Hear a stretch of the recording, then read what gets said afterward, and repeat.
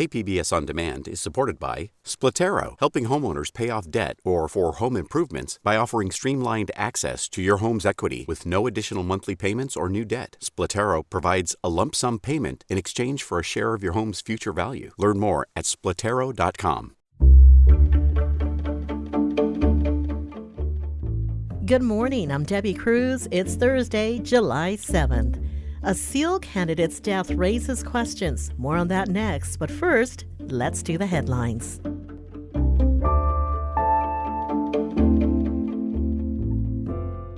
We all know that home prices in San Diego County have been on the rise lately. Well, a new study by Lending Tree says San Diego County has the fourth highest number of $1 million and up homes in the nation. In the U.S., more than 4% of all owned homes are valued at $1 million or more. In San Diego County, it's 13.5%. The state is again trying to place Douglas Badger at a supervised home in San Diego County. Badger is a sexually violent predator, a designation for those convicted of sexually violent offenses and diagnosed with a mental health disorder that makes them likely to offend. Last year, the Department of State Hospitals tried to put Badger in a home in Mount Helix, then in Rancho Bernardo, but neither placement happened. This time, the home is in Borrego Springs. The County Board of Supervisors says it should have veto power over placement decisions, but ultimately, Supervisor Jim Desmond says it's up to state lawmakers. It's got to come down to our folks in Sacramento to change the laws, and like I said, the attempt was made with Supervisor Jones, but maybe we can get the rest of the contingent together. A judge will decide whether Badger ends up in Borrego. The city of San Diego now has an Office of Immigrant Affairs. The goal of the new office is to make immigrants feel connected to and supported by their city. It will promote resources for immigrants and advocate for immigrant rights. Rita Fernandez, who is Gloria's current Director of Global Affairs, will serve as the office's first Executive Director. From KPBS, you're listening to San Diego News Now. Stay with me for more of the local news you need. KPBS On Demand is supported by UC San Diego's Art Power, presenting cellist Joshua Roman, performing from his album Immunity, alongside music by J.S. Bach and more. Sunday, June 22nd at UC San Diego's Epstein Family Amphitheater. Reserve your tickets at artpower.ucsd.edu.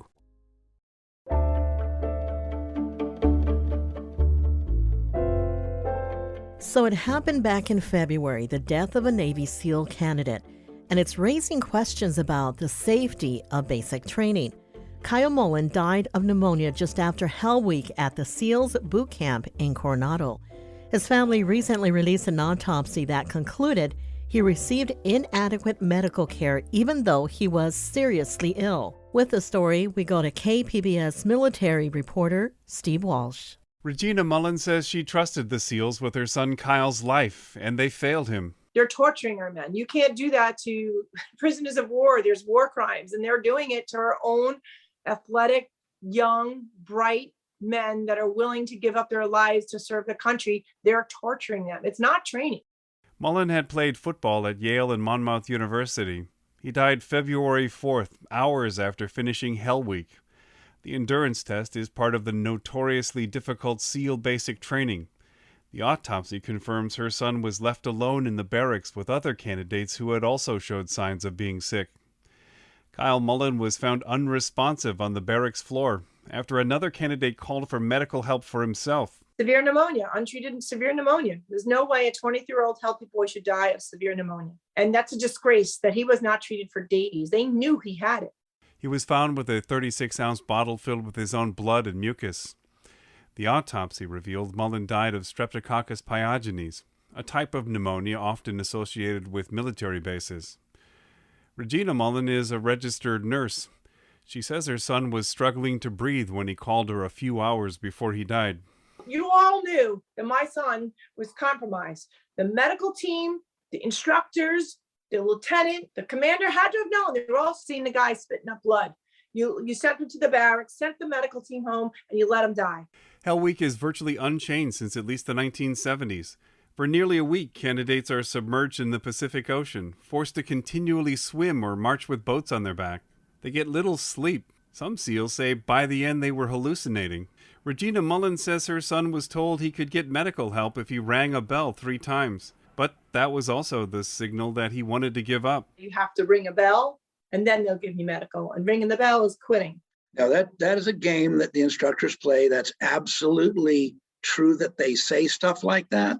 Is absolutely untrue that they meant it. Robert Adams is a medical doctor and former SEAL. He wrote a book about Hell Week. Adams says medical teams are there to monitor candidates at least during the exercise. I've, over the years, followed SEAL training as a physician looking back and seen numerous reports of pneumonia, usually in somebody that's pulled out of Hell Week and told you can't go on, and they're screaming, please don't pull me.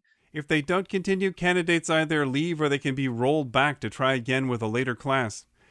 Mullen had already been rolled back once. Regina Mullen says SEALs told her that instructors liked Kyle and they pushed him to finish the last couple of days. But she says candidates shouldn't have to decide if they can do it. They probably don't even know what day of the week it is. They're probably delirious, altered mental status. How could you expect them to make that decision knowing what their medical condition is? The U.S. military often talks about training like you fight. Hell Week is more of a test of physical and psychological endurance. Instructors try to push candidates past what they think are their limits. Jeff Butler is a former SEAL. Really, the goal of it is to weed out people that aren't going to just have the mental fortitude to not quit when it gets absolutely terrible. I mean, guys that will go until they have literally life-threatening pneumonia. Butler's father was also a SEAL. While warfare has changed dramatically over the decades, Hell Week hasn't. It's a ritual to see who gets to be part of their organization. They're consider themselves gatekeepers of who is good enough to be in the community. That's how the instructors often saw themselves. Secretary of the Navy Carlos del Toro told Congress in May that after Mullen's death, the SEALs now have medical staff available instead of just on call after Hell Week. His mother says that's not enough. She says they need an outside investigation. Steve Walsh, KPBS News.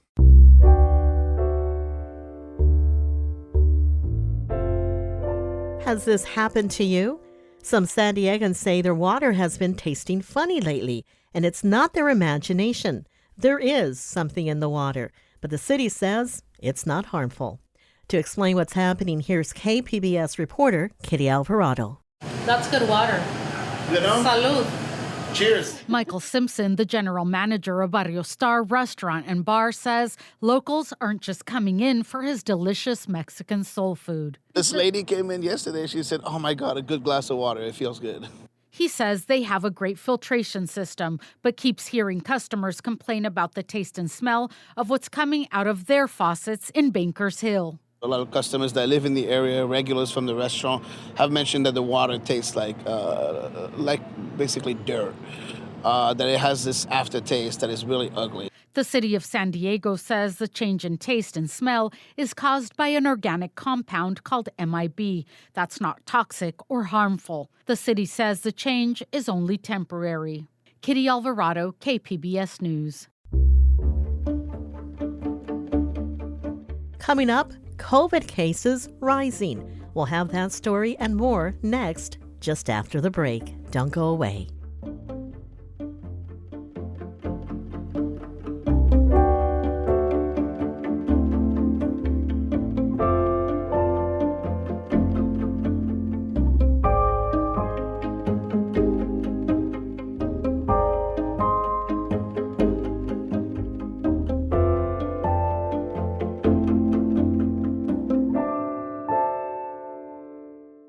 KPBS On Demand is supported by Latino Legacy Foundation, presenting their Storyteller series, Reach for the Stars with Ellen Ochoa, the first Latina astronaut, former NASA director, and San Diego native, Sunday, June 29th.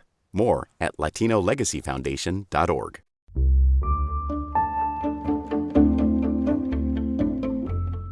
In an all too familiar trend, COVID case numbers are on the rise. The latest numbers from San Diego County show COVID cases are averaging around 1,500 a day.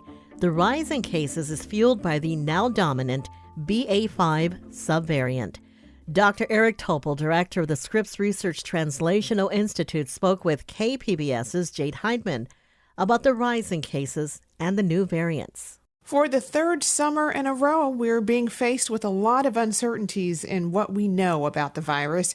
Did you anticipate this rise in cases? Yes, unfortunately, we saw this BA5 starting to really take off weeks ago. So this was unfortunately our destiny to see it become the dominant variant throughout the country and certainly particularly in California and here in San Diego. We hear a lot about the need for a better vaccine to address the current subvariants we're now dealing with. What's the latest on that? Well, there was a meeting of the advisory board of FDA recently, and they suggested that BA5 should be the booster, hopefully be ready in November. That's a much better plan than using the original Omicron BA1 booster, which we've gone so far away in a matter of months. But the problem really, Jade, is where are we going to be in November or December? With variants BA4 and BA5 able to circumvent current vaccines and boosters, what do you think is a good strategy for immunization right now? Right. Well, it's really important that for people who can get a fourth shot, age 50 and older, immunocompromised people, and really anyone who wants one, because we're about to be throwing away tens of millions of them in this country, they should get a fourth shot because even though it's from the original strain, it enhances immunity. It's much broader than without that fourth shot. Once you go 4 to 6 months from the first booster, there's vulnerability. The other thing, of course, is that we have to gear up more with respect to the things we know help, like masks, like distancing and high quality masks, like filtration and ventilation. But even with all that, there's many more reports of outdoor transmission these days because this is such a hyper transmissible version of the virus. BA5 is the worst version of the virus we've seen since the beginning of the pandemic. So we really do need to have better armamentarium. Ideally, Jay, that would be a pan-coronavirus vaccine, which should be in the works right now, but it really isn't at high gear. And also mucosal nasal spray vaccines, which would block transmission. So we know the things that we should be doing. We're just not doing them. And reinfection has been a major concern. Why is this BA5 so likely to cause a recurrence of COVID in people who have already gone through it?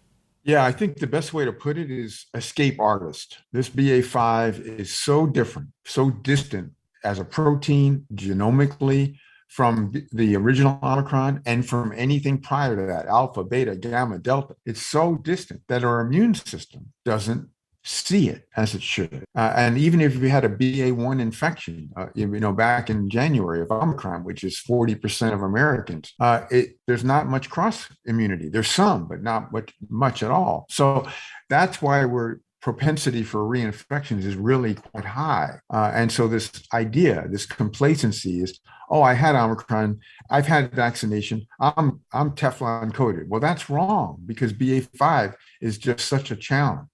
And can you talk about how multiple COVID infections impact the human body? I mean, does it raise the risk for heart problems, diabetes, and so on? Yes, this was a very large recent study from the Veterans Administration, which is, as you know, our largest healthcare system in the United States. And it did indeed suggest that this reinfection and 2 or 3 infections adds more to this, whether it's the heart and blood vessels, or the brain, chance of diabetes, long COVID. These are the problems of just having this laissez-faire, complacent position because there's a cumulative issue. It's not that the second infection is worse or the third infection is worse. It's just that having these combined hits, it appears to be linked with other adverse outcomes. That was Dr. Eric Topol, director of the Scripps Research Translational Institute in La Jolla, speaking with KPBS Midday Edition host Jade Heidman.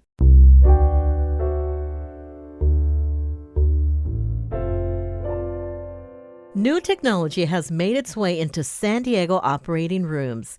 KPBS health reporter Matt Hoffman tells us about a visual enhancement tool that doctors here are using for the first time. Shoulder surgeries at Scripps Health are taking on a whole new dimension. Bringing VR or mixed reality to the operating room has been an interest for a while now. Orthopedic surgeon Brian Rebolledo is the first Scripps doctor to use a mixed reality system for shoulder replacement surgeries.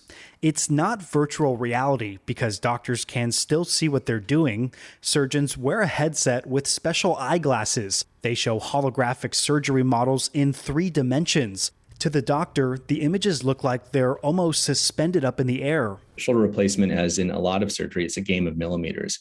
And, to be off by just a little bit can really have severe implications. Last week, Rebolledo successfully completed his first shoulder implant using this new mixed reality system.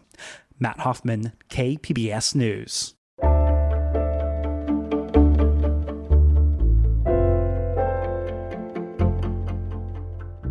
For some, retirement means traveling the world or spending more time with grandchildren. But for one San Marcos resident, it means connecting with his roots and building a Viking ship. KPBS North County reporter Alexander Nguyen brings us his story. Meet Tom Kottmeyer. The next thing we're doing after this is finished, we're going to put the decks in here. It doesn't need to be very precise, but if it's not well fitted, then it doesn't look right. He's a retired sailor, and he's building a boat, and not just any boat, a Viking ship. Why? Because they're very beautiful and excellent sailboats. That's my real motivation. Kottmeyer's love for Viking ships started in 2001 when he and other volunteers helped build a replica Viking ship in Vancouver, Canada. He was that ship's first captain. I found it such a lovely, excellent sailboat to be on that I thought this would be great to build my own sometime. After talking about it for decades, Kottmeyer set about to finally build the ship when he retired in 2018. But he didn't have the space needed. In early 2000, he was able to fulfill his dream when the Sons of Norway Lodge in Vista offered to let him build on their property.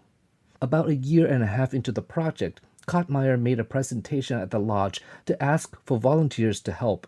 That's where he met Ivar Schoenmeyer, a semi-retired engineer. I wanted to learn how to build a Viking ship. Yeah, right. And what is a Viking club without a Viking ship? I've been waiting for this for 5 years, for someone to come around and say, let's build a Viking ship. Since then, Schoenmeyer has been driving down from San Juan Capistrano 2 days a week. Last fall, the lodge needed the land back to start hosting events again. Kottmeyer posted on the Nextdoor app to find a new home for the project. It's just, it was amazing. I had 80 responses to the message, and 10 of them offered space. That's how the ship ended up here in this backyard in Vista. Kottmeyer says the family is of Scandinavian descent. The ship is called Sleipnir. When it's all done, it will seat 8 sailors, 4 on each side. The name came from Norse mythology. Sleipnir is Odin's 8-legged horse. Kottmeyer based the plans on the ship he built in Vancouver, which was a replica of the Godstad, a 78-foot Viking ship unearthed from an ancient burial mound in Norway in the late 1800s. This is 33 feet. Some of the Viking ships were 75 and even more long, and they could carry 50, 60, maybe even 100 people on board on long voyages. They carried all the provisions, they carried live animals, cattle and whatnot. It's a scaled-down version of the Godstad, which created its own set of problems. But the problem when you scale something like this is almost half scale, is it's okay lengthwise, but people are not half scale. Yeah. So we are stepping into we're a sitting half scale boat, and that is why we're sitting up. Because yeah, right. If it had been the real Gokstad ship, these boards would be up here. Right. And so now we're going to be pretty close to the water. That'll be interesting when we launch this to see, are we going to get swamped? No, we're not. No. Are we gonna he's worried about me, about the ship sinking. It's not going to sink. The ship is almost ready for prime time. Oh yeah, we've still got a ways to go. Kottmeyer hopes to have it ready for its maiden voyage in San Diego Bay this summer. After its maiden trip, the ship will be shipped to Norway in 2024 so Kottmeyer can sail into Stockholm Harbor. In Vista,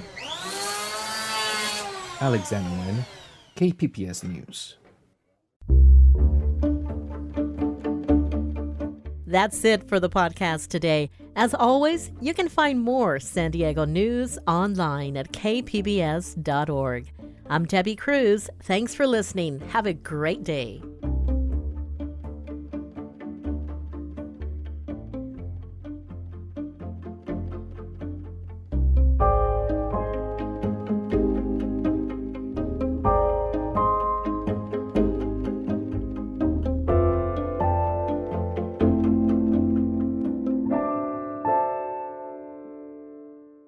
KPBS On Demand is supported by the San Diego County Toyota dealers, presenting the new 2025 Camry with refined design and performance. Visit your local Toyota dealer to learn more about all the features the new 2025 Camry offers. The San Diego County Toyota dealers. We make it easy.